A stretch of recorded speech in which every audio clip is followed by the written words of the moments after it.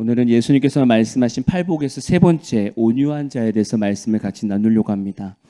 먼저 이 온유라는 단어의 사전적인 의미를 봐야겠죠. 뜻을 보면 온화하고 부드럽다. 더 어려워졌습니다. 사전적인 의미를 들어도 감이 안 와요. 온화하고 부드럽다. 이게 도대체 무슨 뜻인지 잘 모르겠어요. 그래서 원어적인 의미를 좀 풀어서 생각해 봐야 될 것 같아요. 이 온유라는 말을 헬라어로 보면 파라우스라는 단어입니다. 온순함, 겸손함, 부드러움, 억제된 힘을 말합니다. 이 말은 단순히 약하거나 소극적인 성격을 가리키는 것이 아니에요. 자기 통제와 절제된 힘을 말합니다.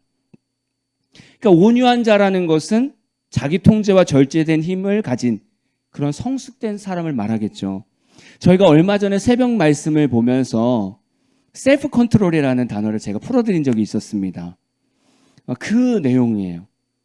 자기 절제. 컨트롤이라는 영어 단어를 보니까 컨트라라는 대항하다라는 단어와 루틀러스라는 회전하다라는 이 단어가 합성이 돼서 제어하다라는 의미를 가지고 있어요. 그래서 셀프 컨트롤이라는 이 말을 해석해 보면 이렇습니다.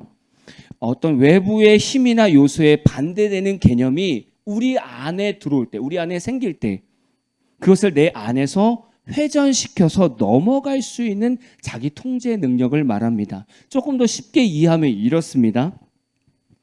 우리가 일상생활을 하면서 뭐 친구들이든 지인이든 가족들이든 우리가 같이 지내다 보면 말 때문에 행동 때문에 좀 기분이 상할 수도 있고 좀 슬픈 마음이 생길 수도 있고 짜증나는 마음이 생길 수 있습니다. 그러니까 외부에 어떤 힘이나 요소가 생긴 거예요. 근데 그거에 대한 내 마음에 반대되는 개념이 생긴 거죠. 자, 외부에서 기분 나쁜 감정이 생겼는데 만약에 우리 마음속에도 그런 기분 나쁜 마음을 가지고 같이 품는다면 정말 분노가 일어나는 거예요. 슬픈 상황이 벌어졌어요. 나한테 슬픈 상황이 벌어졌는데 여전히 내 마음에 있는 그런 우울감, 슬픈 마음으로 그것을 붙잡으면 그 슬픔이 배가 돼서 더 다운된다는 얘기예요. 자기 이 감정 통제라는 것은 어떤 짜증나는 거, 화나 이런 슬픔이 들어왔을 때 내 마음에서 이것을 전환시켜 줄 수 있는 능력이 있어야 된다는 거예요. 화가 나는 마음이 들어왔을 때 그 화나는 마음 대신에 이해하는 마음으로 전환을 시키면 어떻게 될까요? 아, 이럴 수 있지. 아, 맞아. 나도 저랬었는데. 나도 저런 적이 있었는데. 아, 저 친구가 이런 상황에서 이렇게 했었나 보다. 맞아, 나도 그럴 수 있지. 이렇게 생각한다면 벌써 감정이 툭 떨어지죠. 그래서 편안한 마음으로 그 친구를 대할 수 있는 거예요. 이게 온유한 마음입니다. 참 쉽지 않은 거예요. 그러니까 우리는 늘 어떠한 감정, 내 안에서 반대되는, 좀 뭔가 반대할 수 있는, 대항할 수 있는 어떤 감정들, 상황이 벌어졌을 때 내 안에서 하나님의 마음, 용서와 사랑, 이해, 이 마음으로 이게 돌릴 수 있는 전환하는 능력을 늘 키워야 됩니다. 이게 셀프 컨트롤이고 그 셀프 컨트롤이 잘 될 때 그게 온유함이라고 표현합니다. 예수님께서는 이렇게 온유한 사람이 땅의 기업을 받을 것이라고 말씀하고 있어요. 그렇다면 우리는 온유한 성도가 될 수 있을까요? 어떻게 하면 온유한 성도가 될 수 있을까요? 아까 이 온유라는 원어의 뜻을 말씀드렸었습니다. 이 단어는 단순히 뭐 약하거나 소극적인 성격이 아니라 내 안에서 자기 통제와 절제된 힘을 가진 성품이라고 말씀을 드렸습니다. 그러니까 뭔가 힘이 없고 능력이 없어서 주눅 들어있는 상태가 아니라 당당하고 대범한 상태에 있지만 그 안에서 하나님의 마음을 갖고 모든 상황을 온화하게 풀어나가는 거예요. 이해할 건 이해하고 용서할 건 용서하고 사랑해 줄 건 사랑해 주고 슬프고 뭐 어려울 때는 그 마음을 뭔가 하나님을 바라보면서 믿음을 가지고 소망을 품는 거예요. 그러면 슬픈 일도 감사한 일로 바뀌잖아요. 이러한 마음을 가진 것이 온유한 성격입니다. 온유한 성도. 우리는 이렇게 바꿔져 가는 건데 우리가 가지고 있는 우리의 성품은 그냥 생기는 게 아니에요. 우리가 이 땅에서 하나님의 성품을 얻을 때 이 성품은 훈련을 통해서 만들어집니다. 삶의 훈련을 통해서 하나님의 성품이 만들어집니다. 우린 그것을 성령의 9가지 열매라고 말하기도 해요. 그러니까 훈련이 없으면 우리 성품이 바뀌지 않는다는 거예요. 이 말씀을 묵상하면서 세계적인 명마가 생각났습니다. 세계적인 명마는 뭐 여러 나라에서 나오지만 그 중에서 사우디아라비아 말이 명마 중에 하나래요. 근데 이 사우디아라비아에서 이 말을 키우는 과정을 보니까 그냥 대충 키우지 않더라는 거예요. 철저한 어떤 훈련 과정을 통해서 명마를 만들어내더라는 거예요. 근데 그 훈련 과정을 가만히 제가 보니까 그 모습과 그 과정과 하나님께서 우리를 온유하게 만들어가는 과정이 비슷한 거예요. 그래서 이 두 과정을 한번 잠깐 비교해 보려고 합니다. 이제 초기 조련은 이렇습니다. 어린 말들은 매우 어릴 때부터 사람과의 친밀도를 높이는 어떤 작업이 시작되어야 됩니다.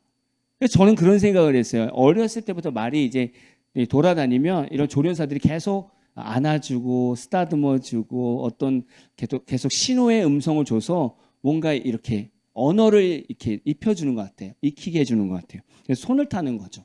이 과정이 되게 중요하단 말이죠.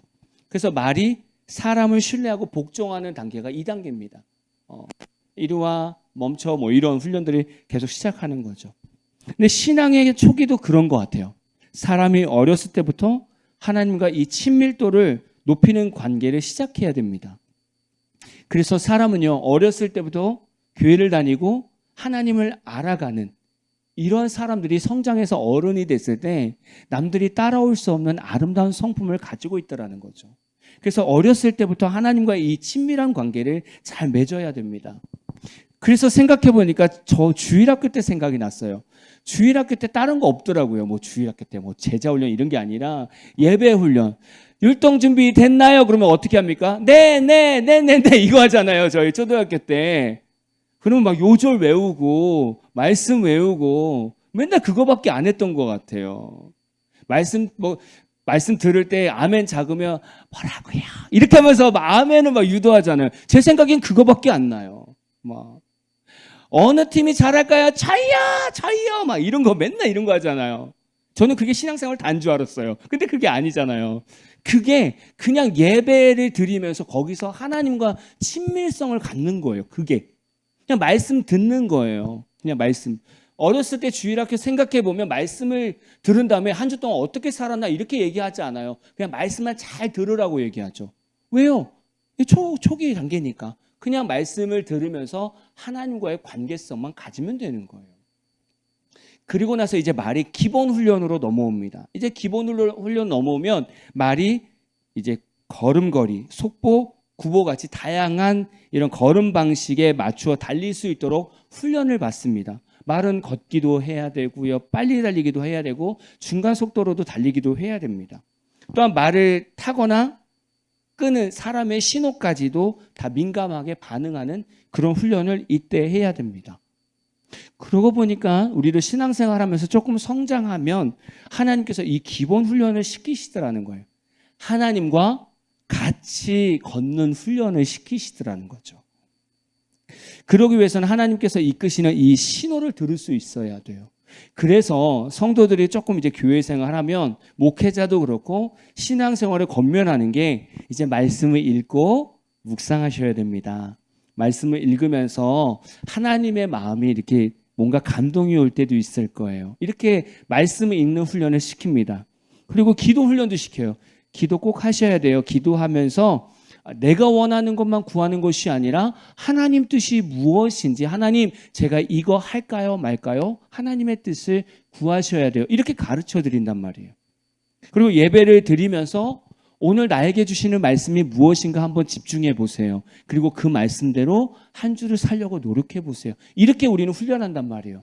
실제로 기본 훈련 가면요, 말씀을 듣거나 기도를 하거나 뭔가 예배 가운데 말씀을 들었을 때 내 삶 속에서 실천하고자 하는 마음이 생겨요. 아, 그래? 그럼 내가 이걸 한번 해볼까? 내가 이번 한 주 동안은 내 가족들한테, 내 친구들한테 내가 온유한 모습을 한번 대해볼까? 이런 뭔가 실천적인 마음이 생기더라는 거예요. 이거를 내가 한 주 동안 해보는 겁니다. 뭐 우리 다 해보셔서 알겠지만 이게 뭐 한 번 말씀 읽고 뭔가 감동에 대해서 한 번 한다고 해서 우리 성품이 변화되는 게 아니에요. 계속 끊임없이 반복되는 훈련이 계속 되어야 됩니다. 이런 훈련이 계속 반복되고 나면 이제 고급 훈련으로 넘어갑니다. 말의 고급 훈련은요, 그 말로서의 어떤 자질을 기르기 위해서 뭐 예를 들면 스포츠에 들어가는 말은 뭐가 필요하겠습니까? 빠른 속도하고 민첩성이 필요하죠. 그럼 그거에 맞게 말 훈련을 시키는 거예요. 근데 그냥 전시용 말이다 그러면 자세와 균형과 어떤 그의 자태를 좀 이렇게 잘 세울 수 있도록 훈련하는 거예요. 말에 맞게, 말의 역할에 맞게 이제 훈련을 한다는 거예요. 근데 이 과정에서 되게 중요한 한 가지 훈련이 있습니다. 그 훈련 중에 가장 중요한 훈련이 뭐냐면 이 조련사가 말들에게 물을 안 줍니다. 사막으로 끌고 가서 말에게 물을 안 줘요. 얼마나 갈증 나겠습니까? 이 갈증 난 상태에서 말들을 오아시스로 뛰게 만들어요. 그럼 원래 갈증 났는데 뛰게 만들면 얼마나 갈증 나겠습니까? 근데 이제 오아시스에 도착하는 이 말들, 이제 물을 먹으려고 하는 그 말들 딱 올 때 조련사가 휘파람을 붑니다. 그동안 어렸을 때부터 계속 휘파람을 불면서 휘파람은 멈추는 거야 이 용어를 계속 가르쳤어요. 이 휘파람을 불면 말들이 거기서 앞에서 멈춰야 되는 거예요. 막 물 먹으려고 달려갔다가 그 목타는 그 목을 가지고 물 먹으려고 달려갔다가 조련사의 휘파람 소리를 듣고 그 물 앞에서 탁 멈추는 말. 그 말이 명말이래요. 명마. 그리고 그 말이 왕을 태우는 말로 선별이 된대요. 엄청난 훈련인 거죠. 근데 생각해 보세요. 막 목이 타는데 물 앞에 다가왔는데 그 휘파람 소리에 멈춘다는 건 엄청난 스트레스입니다. 이건. 근데 꾸준히 그 휘파람 소리를 듣고 훈련을 잘 받은 말은 그 앞에서 막 목이 타들어가도 멈춘다는 거예요. 그 말을 선별해서 왕을 태운다는 거예요. 참 멋있지 않습니까? 근데 우리 신앙의 훈련도 이 고급 훈련이 있어요. 벌써 어렵지 않습니까? 이 생각하면 어려워요. 우리 삶 속에서 하나님의 말씀과 기도와 예배 가운데 끊임없이 더 하나님 안으로 깊이 들어가다 보면 고급 훈련에 빠지게 됩니다. 이 상황에 들어가면요, 우리의 달란트가 더 드러나게 되고 우리의 사명이 드러나게 됩니다. 그래서 그 사명에 맞게 훈련이 들어가요. 그래서 목회자가 되려는 사람은 이제 목회자 훈련이 들어가고요. 교회 중직자가 되려면 중직자 훈련이 들어가고요. 또 교회 봉사하는 사람은 거기에 맞게 신앙 훈련이 들어가게 되고요. 사업가는 믿음의 사업가가 되기 위해서 거기에 맞는 영적 훈련이 들어가고요. 다 각자 사명에 맞는 훈련이 들어가더라는 거예요. 근데 이때 훈련은 절대로 결코 쉽지 않습니다. 생각해 보세요. 명마를 생각해 보세요. 그렇게 갈증이 나는 사막에서 물 앞에서 그 휘파람 소리 그 하나에 멈춘다는 건 너무나 힘든 일입니다. 근데 그런 훈련이 왜 필요하냐고요. 왕을 태워야 되니까. 안전하게 왕을 인도해내야 되니까. 어떠한 상황 속에서도 자기 감정으로 하면 안 되니까. 그 훈련이 필요한 거예요. 우리도 마찬가지입니다. 어쩔 때는 고급 훈련, 이 고급의 신앙 훈련을 받다 보면 와, 내가 이런 훈련까지 받아야 되나? 내가 이런 신앙 훈련을 받아야 되나?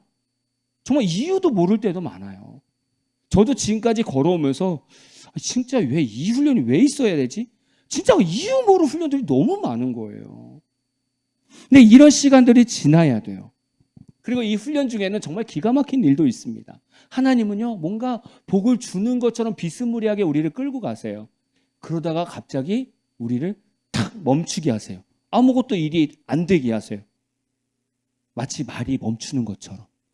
이때 하나님께서 원하시는 건 우리가 하나님, 왜 저희를 멈추게 하셨죠? 저희가 어떻게 하기를 원하십니까? 라는 기도를 듣고 싶은 거예요. 이게 훈련된 성도잖아요. 한 발자국만 가면 사업이 잘 되고 한 발자국만 되면 뭔가 성공할 길인데 그 앞에서 하나님은 탁 멈추게 하신단 말이에요. 그러고 나서 이 고백을 듣고 싶은 거예요. 이것이 아니어도 주님이면 됩니다. 이거 아니어도 돼요, 주님. 주님만 있으면 됩니다. 이 고백의 기도를 듣고 싶은 거예요. 이게 고급 훈련이에요. 이 훈련 과정이 넘어가면 하나님은 그 성도에게 수십억, 수백억짜리 사업도 맡길 수 있어요. 저는 늘 말씀드리지만 왜 크리스찬 중에는 이런 엄청난 우리나라에서 큰 CEO들, 왜 그런 CEO들이 왜 안 나오는지 저는 정말 고민입니다. 왜 그럴까요? 방향성이 달라서 그래요. 하나님이 원하시는 사업가는요, 돈의 우상이 되면 안 되거든요. 돈이 우상이 되면 안 돼요. 그래서 이 온유한 이 훈련을 먼저 받아야 돼요. 이걸 못 넘어가면 절대로 만질 수가 없어요. 절대 돈을 만질 수가 없어요. 절대 명예를 만질 수가 없어요. 왜냐하면 셀프 컨트롤이 안 되니까. 어느 순간부터 내 감정대로, 내 생각대로 다 돈을 다루고 사람을 다루고 이렇게 하면 하나님 영광이 안 드러나거든요. 그러니까 하나님은 우리에게 뭔가를 맡길 때 이 셀프 컨트롤 훈련을 반드시 통과시킵니다. 자기 절제 능력, 그게 온유죠. 이게 있어야 된다는 거예요. 이런 신앙의 훈련이 왜 필요할까요? 하나님의 말씀에 순종하는 온유한 성도를 세우기를 원해서 그렇습니다. 말은 사람보다 빠르고 힘이 세요. 그런데 이런 말이 전장에서나 왕궁에서 사람의 말을 듣고 움직일 수 있는 것은 그만큼 온유함의 훈련을 잘 받았기 때문에 그렇습니다. 개인적인 어떤 힘으로는 우리 인간이 말을 이길 수가 없어요. 그러나 이 온유함의 훈련으로 우리가 말을 제어할 수 있습니다. 온유한 자가 되는 이 신앙의 훈련이 없으면 우리는 하나님의 뜻을 온전하게 이룰 수가 없어요. 자꾸 내 감정, 내 계획들이 앞서더라는 거예요. 여러분, 온유함이라는 단어를 들으면 어떤 성경의 인물이 생각납니까? 모세입니다. 모세가 먼저 생각날 거예요. 모세는 어떤 리더였습니까? 사실 모세는요, 온유하지 않았어요.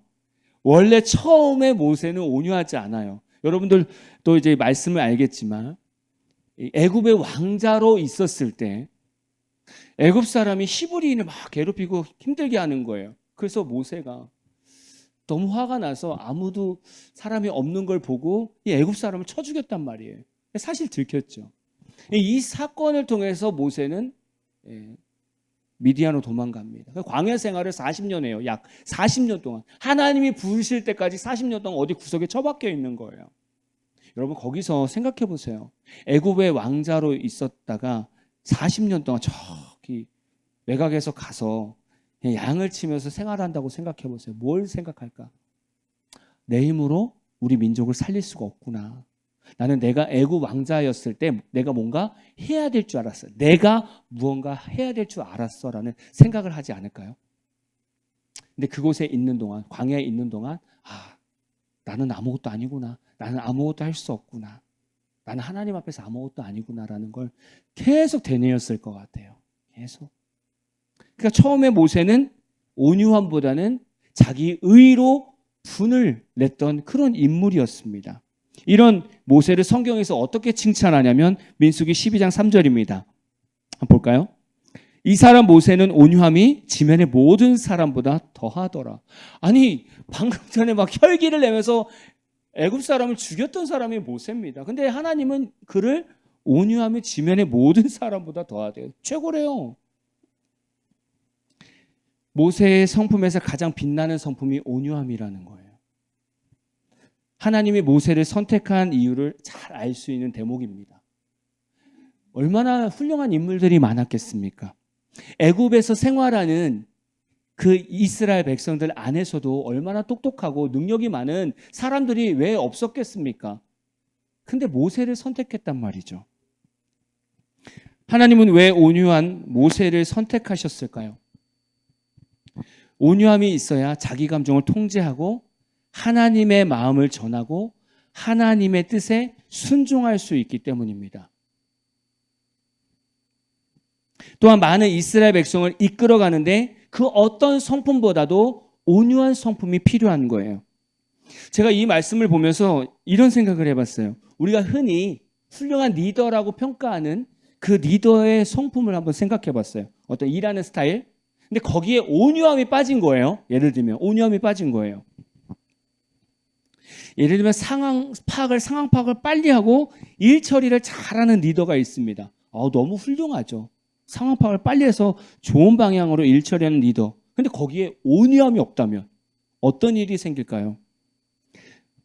만약에 이렇게 된다면 자기의 어떤 상황 파악 능력으로 이스라엘 백성을 파악해서 스스로가 정지하고 판단할 것 같아요. 아, 저 인간은 가만 놔두면 안 될 것 같아.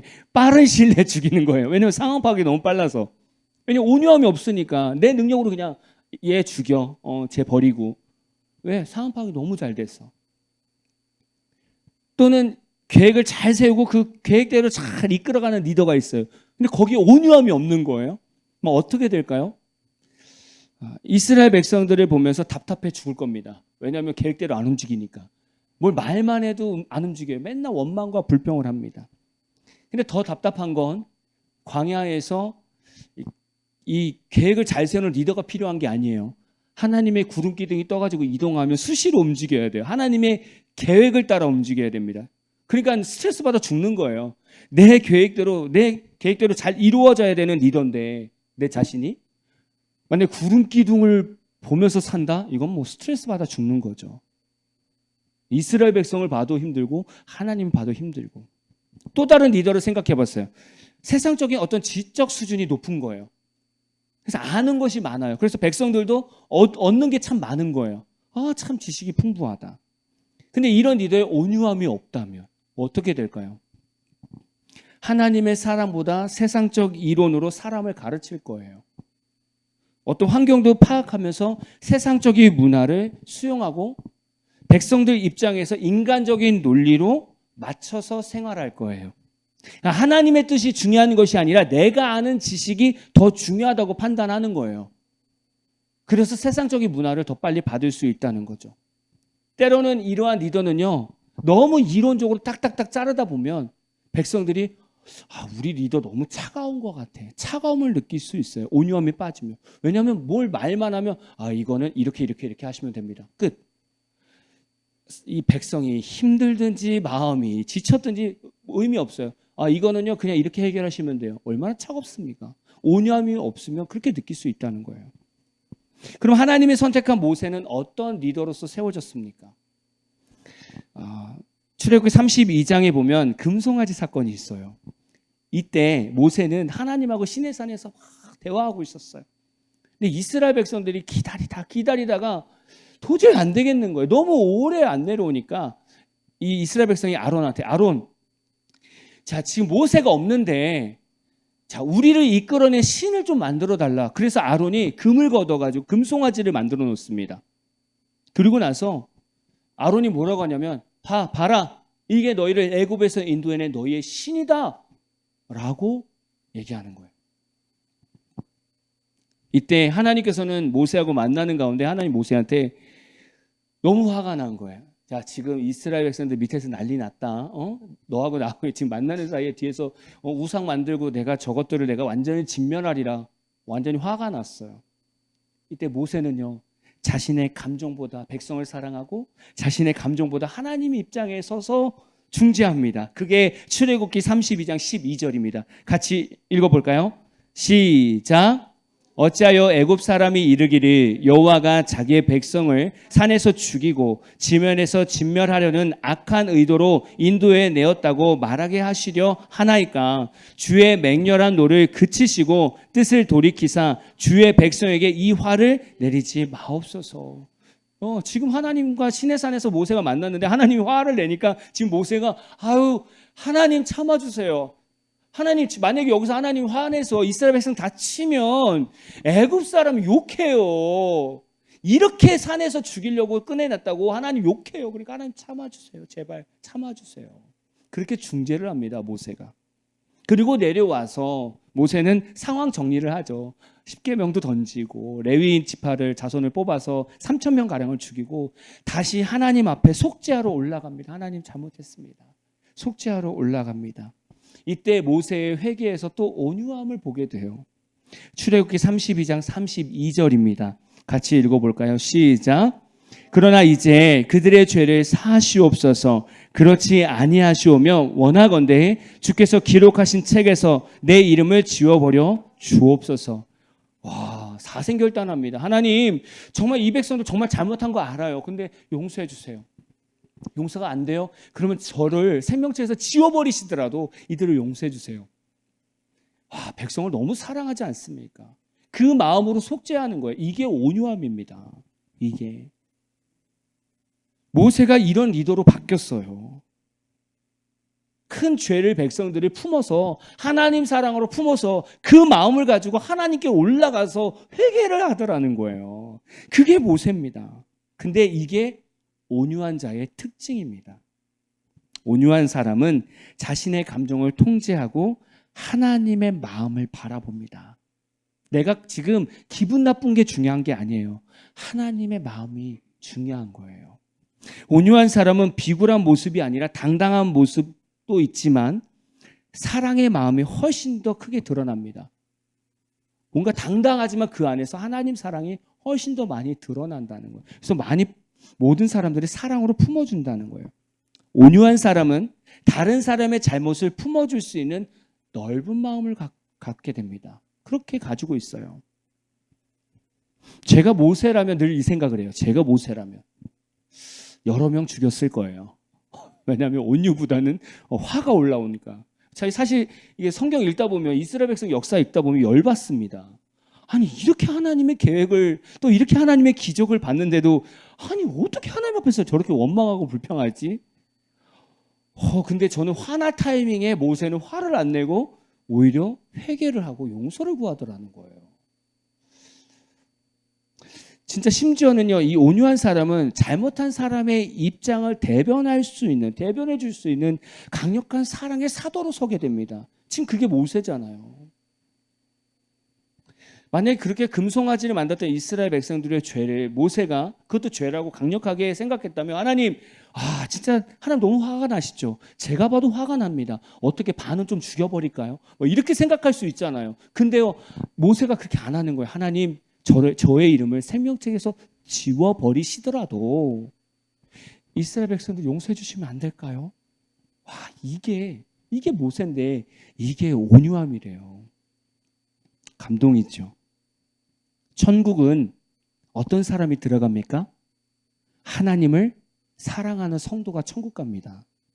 왜냐하면 거기서는 일평생 하나님을 사랑해야 되거든요. 우리가 이 땅에서 교리로는 믿음으로 구원을 얻고 천국 간다고 얘기합니다. 그런데 결국 남는 건 하나님을 사랑하는 마음이에요. 하나님을 사랑하는 성도들이 이 땅에서 하나님의 사랑을 나타내며 살아가는 모습이 온유입니다. 아니 생각해 보세요. 주변 사람들이 나를 보면서 예수를 믿는다고 느끼는 그 기준이 뭐겠냐고요. 그 사랑이라고는 이론적으로 생각하지만 그 사람들이 피부에 와닿는 사랑은 어떤 거냐 이거죠. 그 중에 하나가 온유입니다. 우리가 다른 사람을 온유하게 대할 때 그 사람이 우리의 모습을 보면서 하나님의 사랑을 경험할 수 있더라는 거예요. 근데 이 온유함이 사라질 때 어떤 일이 생길까요? 민수기 20장에 보면 무리바 물 사건이 나옵니다. 이스라엘 백성들이요, 물이 없다고 얼마나 원망을 하고 불평을 하는지 모세가 또 하나님께 기도합니다. 하나님, 물 좀 주세요. 이스라엘 백성이 저희들 죽이려고 해요. 물 좀 주세요. 그렇구나. 지팡이를 들고 아론하고 가서 바위에 명령을 내라. 그러면 물을 줄 것이다. 그렇게 하나님께서 말씀하셨단 말이에요. 이제 그 말씀 듣고 이제 모세가 내려왔어요. 이제 아론과 함께 이제 백성들 다 모아놓고 평상시 온유한 마음을 선택한 모세라면 하나님 말씀대로 그냥 바위한테 물을 내라라고 명령을 했을 건데 그동안 너무 스트레스를 받았나 봐요. 그 모세가 온유함을 선택한 것이 아니라 분노를 선택을 했습니다. 그래서 이 구절이 나왔어요. 민수기 20장 10절에서 11절 제가 읽어드릴게요. 모세와 아론이 회중을 그 반석 앞에 모으고 한번 그림을 한번 상상해 보세요. 모세가 그들에게 이르되 반역한 너희여 들으라. 우리가 너희를 위하여 이 반석에서 물을 내랴 하고 모세가 그의 손을 들어 그의 지팡이로 반석을 2번 치니 물이 많이 솟아나므로 회중과 그들의 짐승이 마시니라. 뭔가 조금 바뀌었죠. 하나님은 그냥 명령하라고 말했는데 그게 이제 모세를 통해서 나갈 때는 화가 난 거예요. 그동안까지는 온유한 마음으로 다 이해하면서 다 이해했는데 도저히 이스라엘 백성은 너무한 거예요.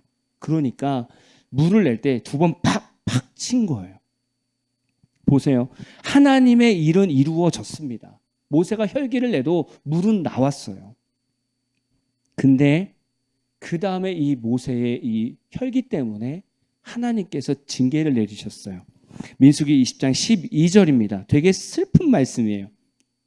여호와께서 모세와 아론에게 이르시되 너희가 나를 믿지 아니하고 이스라엘 자손의 목전에서 내 거룩함을 나타내지 아니한 고로 너희는 이 회중을 내가 그들에게 준 땅으로 인도하여 드리지 못하리라 하시니라. 한마디로 가나안 땅 못 들어간다는 거예요. 아니 그렇게 광야에서 고생을 했는데 결국 이 한번 분노를 한번 낸 거예요. 온유함으로 잘 살다가 한번 화낸 이것 때문에 가나안 땅에 못 들어갔어요. 땅을 기업으로 얻지 못했다는 얘기예요. 억울할 수 있잖아요. 억울할 수 있죠. 아니 사람이 살다 보면 한번 화낼 수 있는 거 아닙니까? 아니 그럴 수 있지 않습니까? 그렇게 따지면 저는 글쎄 전 천국 갈란가 모르겠습니다. 자녀들 키우면서 화를 얼마나 많이 냈는데. 근데 그게 아니잖아요. 그 내용이 아니란 말이에요. 우리가 어떤 일에 있어서 화를 내는 그게 아니라 하나님의 일을 하는 데에 있어서의 이 화가 문제인 거예요. 지금 모세와 아론이 하나님 앞에서 일을 하는 리더입니다. 근데 만약 이들이 화를 내서 두 번 쳐서 물을 낸다고 하면 그 모습을 본 이스라엘 백성들은 어떤 하나님을 보겠냐 이거예요. 그래서 하나님께서 그러잖아요. 너희가 자손들 앞에서 그 자손들 목전에서 내 거룩함을 나타내 보이지 못했다. 너희들이 화를 내면서 내 거룩함을 감췄다라는 거예요. 다시 풀어보면 모세하고 아론아 생각해봐. 너희들이 뭘 할 때마다 다 내가 너희 입에 말씀을 담아주고 할 일도 다 담아주는데 너희가 화를 내서 두 번 친다며 그럼 내가 이스라엘 백성 보면서 그렇게 화냈다고 생각하지 않겠니? 나는 거룩한 하나님인데 나는 용서와 사랑의 하나님인데 네가 나를 그렇게 만들었다는 거예요. 분노하고 미워하고 죽이는 그런 하나님으로 비춰지게 만든 거예요. 그래서 너는 가나안 땅에 못 들어간다는 거예요. 온유함이 이만큼 중요합니다. 온유한 자는 이만큼 하나님이 너무나 중요하게 보는 사람입니다. 그렇게 따진다면 우리는 이 땅에 세상에 나가서 우리는 크리스찬이라는 딱지를 가지고 삽니다. 그냥 우리는 어디 나가든지 하나님의 일을 하는 사람이에요. 성도는. 그럼 우리가 뭘 하든지 우리의 모습을 보면서 우리 뒤에 계신 하나님을 보게 되는 거예요. 우리가 욕을 하고 우리가 화를 내면 기독교들 뭐 다 그렇지. 그런 욕이 아니에요. 야, 얘네들이 믿는 하나님은 그런 하나님이구나. 이렇게 욕먹게 된다는 거예요. 그래서 기독교인들이 어디 가서든지 말에서나 행동에서나 온유한 모습으로 살아가야 됩니다. 그 삶으로 하나님의 성품이 나타난다는 거예요. 여러분 천국에 어떤 사람이 간다고요? 온유한 성도가 간다고요. 여러분 이 땅에서도 어떤 사람이 하나님의 기업을 얻는다고요? 온유한 사람이 하나님의 기업을 얻는다고요. 온유한 성품이 훈련되어 있지 않으면 하나님께서 그 사람에게 하나님의 사업장을 하나님의 일을 맡겨놓을 수가 없어요. 왜냐하면 자꾸 뭔가 일이 될 만하면 자꾸 내 감정이 내 생각이 올라오니까. 여러분 한 주간 동안 한번 이 온유한 사람이 될 수 있도록 한번 실천해 보세요. 다른 거 아닙니다. 하나님의 사랑으로 넉넉한 마음을 갖는 거예요. 그럴 수 있지. 그럴 수 있지. 나도 저런 적이 있었는데 그러면 화낼 일이 없어요. 막 짜증낼 일이 없어요. 왜냐면 나도 그런 모습이 있었으니까.